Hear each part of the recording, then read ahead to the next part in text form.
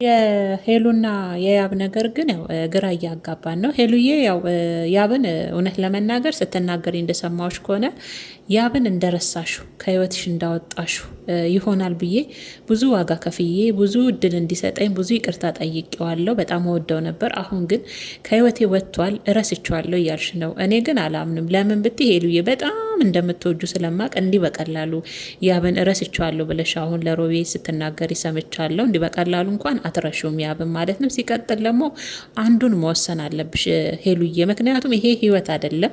ያብም እልህ ውስጥ ነው ያለው። በዚህ አጋጣሚ ለምንድን ነው ህይወት አይደለም ያልኳችሁ? ያብ ምንም በቃ ከልጁ ጋር ባገኛት ቁጥር እንደ እብድ እየሆነ ዛሬ እንደውም ወይን ሁሉ ከልጁ ጋር ቤቷ ውስጥ በነገራችን ላይ ሰርፕራይዝ ያደረጋት ልጁ ነው። እንግዲህ ቁልፉን ከእሷ ተቀብዬ ሳታቅ ቤቷ ገብቼ ብሎ ባጠር ባለሽ ነገር ወይን ገዝቶ አበባ በትኖ ሮቢ እንግዲህ ሄሉዬ ጋር አብረው እንግዲህ ወይናቸውን እየተጎነጩ ያሉ አጅሬ ያብ እንግዲህ ከጓደኞቹ ጋር ልዩ ልዑል አልቀሩም። ኩርቤል ነው ኩሩ የሚሉት ልጅ አልቀረም። ከጓደኞቹ ጋር እንግዲህ ተሰብስበው መጥተው እንግዲህ ሄሉና ልጁ የሚያሳልፉትን ምርጥ ጊዜም ቢሆንም ባይሆንም እንግዲህ በጥብጠዋል ማለት ነው። ያብ እንግዲህ እንዲሁ በቀላል አልጨረስንም፣ እንዲሁ በቀላል ምን ጨርሰው ነገር የለም እልህ ነው ወይ ያሹ እንዲሁ በቀላል አልተውሽም እያለ ነው እየደጋገመ ማለት ነው። ሄሉዬ ያብን ሳይሆን እልህ ውስጥ ነው ያለው። ቤተሰቦች ይቅርታ አድርጉልኝና ያብ በጣም እልህ ውስጥ ነው ያለው። ሄሉን እንዲህ በቀላሉ የሚለቃትም አይመስለኝ። የእውነቴን ነው ምላችሁ። ቤት እየሄደ የበጠበጣት ነው። እሷ ደግሞ አልፈልግም ከዚህ በኋላ እንደውም ሁላችሁንም አይናችሁ ማየት አልፈልግም ውጡልኝ በማለት ሄሉም ቀውጠዋለች ማለት ነው። በዚህ አጋጣሚ ሮቤል ግን ጥሏት ነው ሄደው መጨረሻ ላይ ያው ከያብ ጋርም ተጣልተው ያው ተናዶ ያኛውም ጥሏት ነው ሄሉን የሄደው ማለት ነው።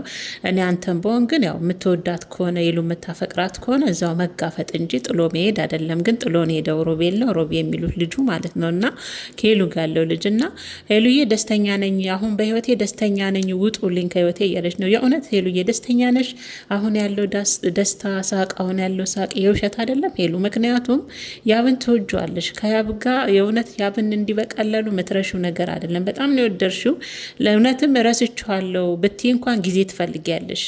ጊዜ በጣም ይፈልጋል። እንዲሁ በቀላል የሚረሳ ነገር አይደለም። እና ያብም እንግዲህ ጭራሽ ቢያንስ ቤት ውስጥ ወይን ትገባበዥልኛለሽ እንዴ? ቢያንስ እንኳን ለምን ቦታውን አትቀይሪም? ወይም ደግሞ ለምን ሆቴል አታረጊም? እኔና አንቺ ያሳለፍንበት ቦታ ላይ ጭራሽ ወይን ትጠጫለሽ። ከዛ ከወይኑ በኋላ ደግሞ ምንድን ነው የሚፈጠረው?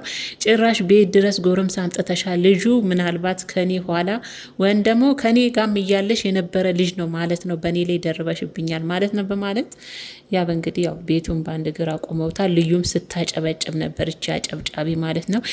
ይቅርታ አርጎልሻል፣ ይቅርታ አርጊለት፣ በአንቺ እየተሰቃየ ነው፣ ብዙ ዋጋ ከፍሏል። ኧረ እባክሽ፣ እሷም እኮ ብዙ ዋጋ ከፍላለት ነበር። አልገባ ብሎት ልቡ ደንድኖ ልቡን ድፍን አድርጎ ነው እንጂ እኮ ሄሉን ብዙ እድል ሰጥተዋለች ለያብ።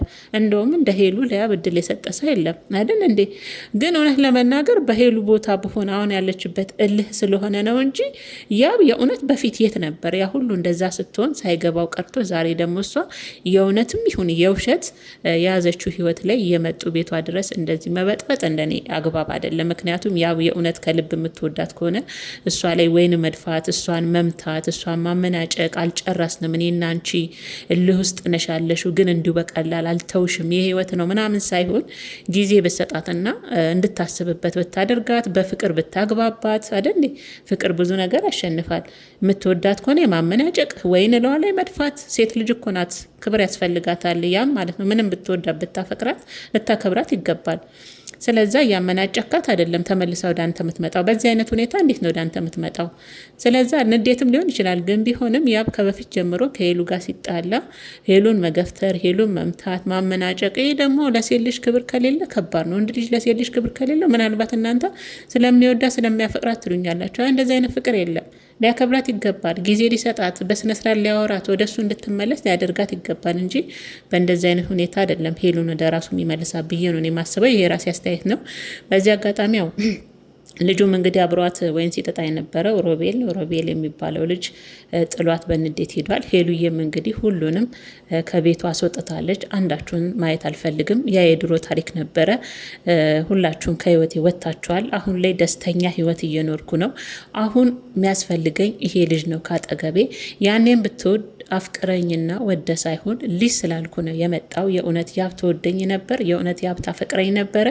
ያኔም ቢሆን እኮ አረገዝኩኝ ስል ነው ደን የመጣው። እርጉዝ አይደለሁም ሄድክ፣ በቃ ያ ነው ያለው ነገር። አሁን ደግሞ እኔ የራሴን ህይወት ጀምሬያለሁ። ለምንድን ነው ህይወቴን እየመጣ በዚህ ልክ የምትበጠብጠው?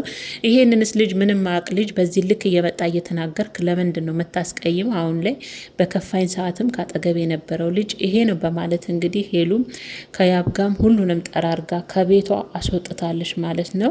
እንደኔ አግባብ አይደለም፣ የእውነት አግባብ አይደለም። ያብም እየሰራ ያለው ነገር ልክ አይደለም። ምክንያቱም በእልህና በእንደዚህ አይነት ሁኔታ የሚመለስ ፍቅር የለም። ሄሉም መመለስ አይችልም በእንደዚህ አይነት፣ ምክንያቱም የበለጠ እልህ ውስጥ ነው የምትገባው። አስባችሁታል? ለዋ ላይ ወይን እየተደፋ እኔ እንጃ ፍቅር ነው ብትሉኝ እኔ አይገባኝም። እውነት ለዋ ላይ በአጠገቧ ባለ ወንድ አጠገብ ወይን እየደፋ እንደዛ እያደረጋት ትመለሳለች ብሎ ለማሰብ ለእኔ ከብደኛል። ቤቷም ነው ምንም ቢሆን ማለት ነው። ስለዛ ጓደኞቹም ካላችሁ ያው ያብና ሄሉ እንዲግባቡ ሁለቱን ቁጭ አድርጎ መምከር ነው እንጂ በዚህ አይነት ሁለታ የሚፈታ ነገር